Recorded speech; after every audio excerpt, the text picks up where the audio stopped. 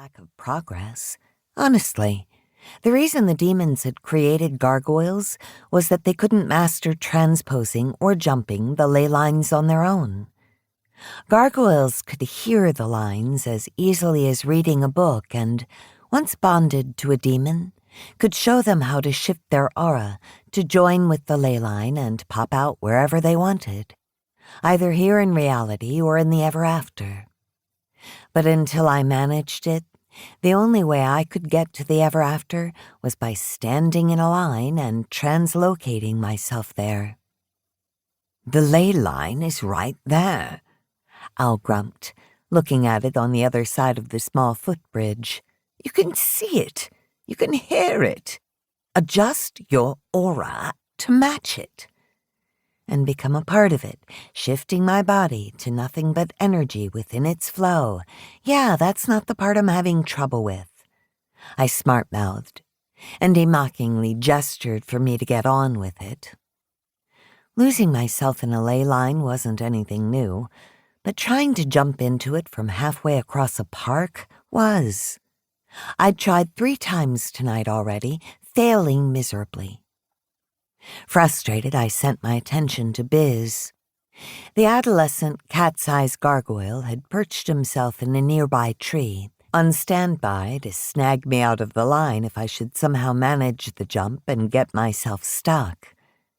Al's far older and larger gargoyle, Treble, had settled herself on a nearby streetlight as a secondary spotter. The craggy, hut-sized beast appeared too large to be supported by the thin pole, but gargoyles, for all their stony looks, were relatively light. Biz had bonded to me over a year ago, which basically meant he could teach me how to shift my aura to match any ley line on the planet. After 100 years or so of gargoyle-aided practice, I'd be able to not only jump into a ley line from anywhere, but jump out again at any location I wanted by using 3 or more ley lines to triangulate. Unfortunately, Biz and I had lost our instinctive connection when his soul had been stuck in a bottle. The first hints of our mental linkage were beginning to show, but until he could pass through my protection circle with impunity, the best I could do was learn the lines by rote. Trial and error, which hurt and singed my synapses when I got it wrong. Being 50-plus years old, Biz was able to be on his own, and like most adolescents, he liked to sleep all day. His skin was dark and pebbly, though he could change its color at will to become almost invisible. All he had on against the night's damp was a red scarf, and he really didn't need that either. At Biz's encouraging nod, I resettled myself on the bench. Relaxing, I let my focus go slack as if I was using my second sight to see the ley line, hovering like a red ribbon at chest height halfway across the park. But I wasn't.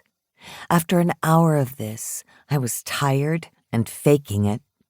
I was never going to translocate myself into that ley line, so I simply gazed at the moon peeking past the heavy clouds. Between the ley lines and me were the 2 recirculating ponds and accompanying footbridge, where I'd spent my internship at the IS chasing out bridge trolls. The line itself ran over a small plot of concrete and a public Wiccan hearth, and beyond that was a wide space of open grass leading to Cincinnati. The crescent moon did little to light the cloudy night. It would be a few days shy of full for Halloween, but that was more than a week away.